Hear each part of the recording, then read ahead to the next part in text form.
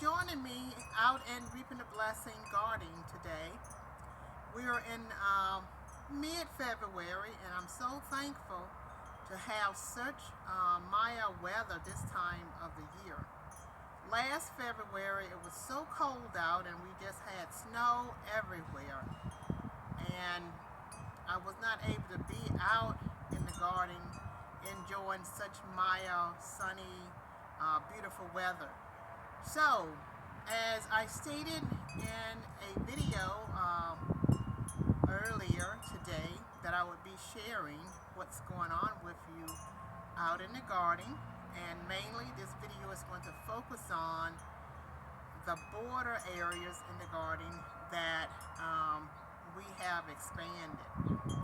So I just thank God for the strength and the will that He has given us to be able to move forward with the vision and to do these expansions in the garden. So I just think it's a great idea to let you see the garden before everything starts to sprout.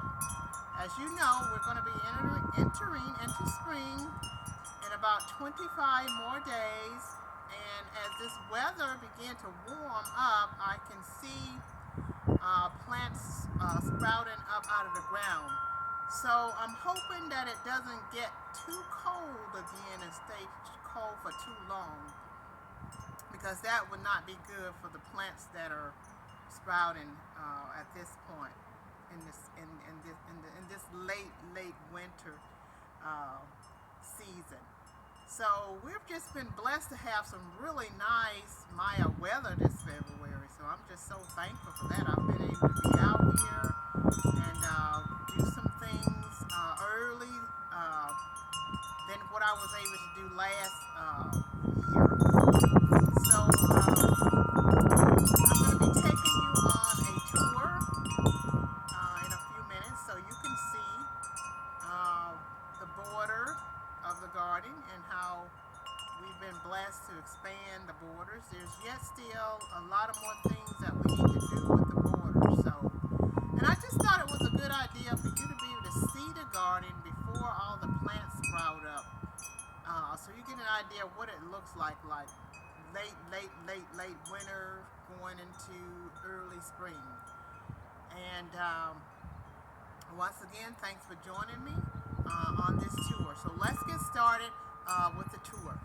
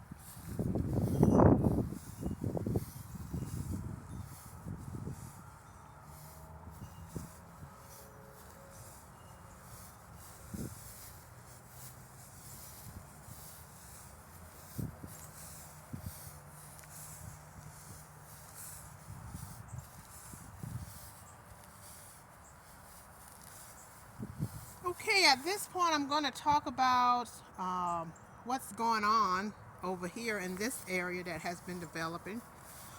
This is one of the last areas that we developed in the garden, this border area here. So what we did with this area late fall is we had some grasses that was growing over here. We sort of dug them up because I was really getting tired of having to cut those big tall grasses down late fall, and how messy they were. They made a lot of, as you can see, it's a lot of mess to clean up from those grasses unless I cut them down before they dry out. And so if they get cut down before they dry out, then you don't get a chance to see the flowering part of them like early October. So one while I thought about just keeping them and then keeping them cut back throughout the season, the spring/summer season, so they wouldn't grow as tall.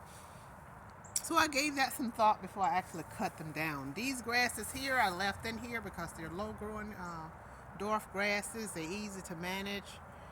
Not a lot of hard work to cut down late fall. And we also widen this border area here as well late fall of 2022. And the weather has been pretty mild this winter, so I've been able to get out here on some days throughout the winter to be able to work with this border area here. And so there are 4 holes. If you're wondering what those shallow holes are, those are where we dug the grasses up that grow very tall. And so we left the low-growing grasses in here. And so what we're probably going to put in those 4 holes, I'm not for sure yet. I might put more dwarf grasses in there. I might put a different kind of flower, a flowering plant in there. I'm just not for sure yet. But over here in this border area, there are hostas plants, there are lilies plants, and as you can see, that hosta plant is trying to sprout up out of the ground already. So I'm hoping it doesn't get freezing cold again and kill it. So this border area here, as far as what I'm going to plant in it, is yet still developing. I can pretty much say that for all the border areas in this garden, it's yet still developing as far as what's going to be planted in here. And you know, as season passes, we go from year to year, there may be some things that get dug up and transferred in a different area in the garden, and then new plants get planted where the old plants were. And at this point, we are over here at the north gate in this border area, and we're over here near the fountain. And as you can see, there are those 4 grasses that used to be planted in those holes that we dug up. And I wish there were somewhere I could donate these, so I'm trying to find somewhere else to plant these. One of the things about me, when I dig up plants, I don't like to throw them away. I like to find another place for them, whether it be another location in the garden, or whether it be to give away to somebody that can plant these in their gardens. So I'm not for sure what I'm going to do with this at this point, but I am tired of having to manage this big tall grass. So I gave it some thought, and I decided it needs to go. So that's what you see here near the fountain, all tore up here. And we had some lilies around this fountain that we decided to dig up too, to get rid of those. So we're going to do something with this area around this fountain. Not for sure what yet, but you'll get a chance to see that this spring/summer.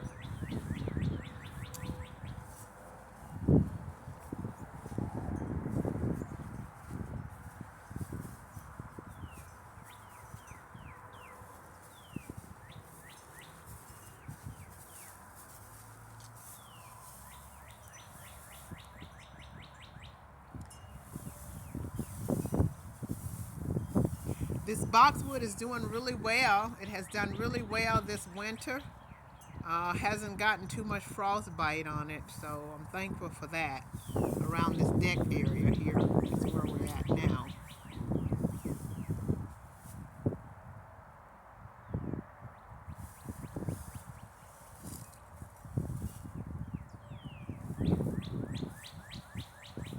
I hear a lot of birds today, so I'm hoping that that's a sign that we are sort of clear with the cold, harsh weather.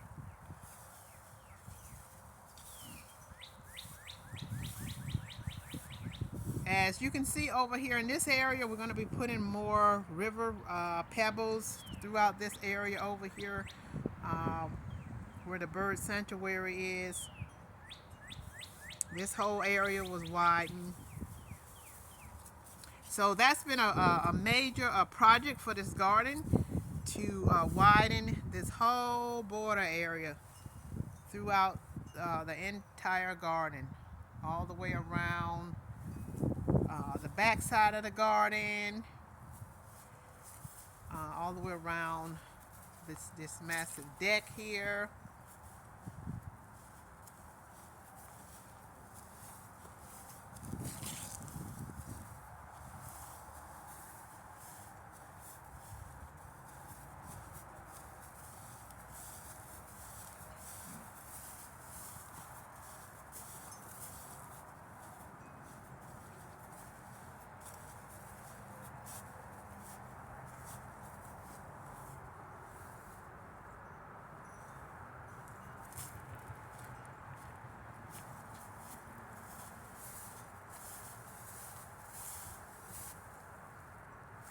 And as you can see, we have these piles in the garden here.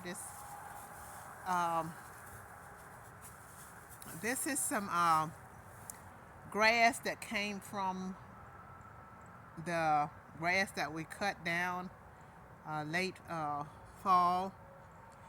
And we have 3 of these areas with piles of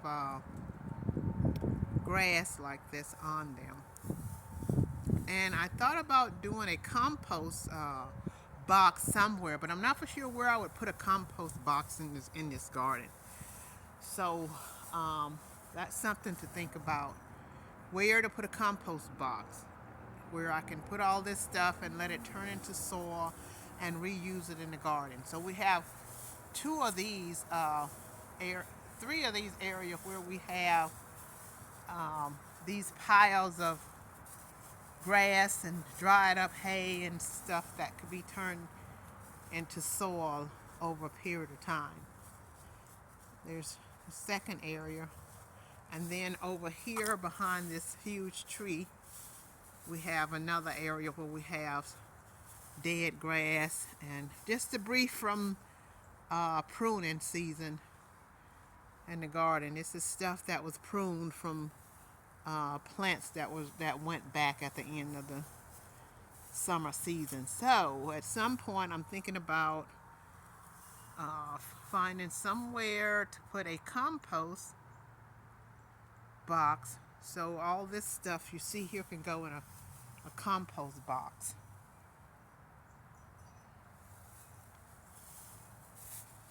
And in those areas where you see all this pruning debris from plants in the garden, we're going to be putting arbors here. That's the goal. Another major project for the garden. We're going to be putting 3 arbors in the garden. One here, and then on the other side of this huge spruce tree here, you see, we're going to put a second one here All of this has to go. And then on the back of this spruce tree, right in front of those dwarf spruce trees right there, where you see the wheelbarrow, we're going to be putting another large arbor with a seat under it, a bench under it, so when our visitors come, they can sit under there and just relax in this far back area of the garden. And if you're sitting far back here and you're looking down, you have the view of the beautiful deck area. And then there will be an arbor here that would be in the view, and then you would have the view of the memorial over here, and then over there is and over here you will have the view of the fountain, and this border area over here, if you were sitting back there in that area where the wheelbarrow is at under a pergola.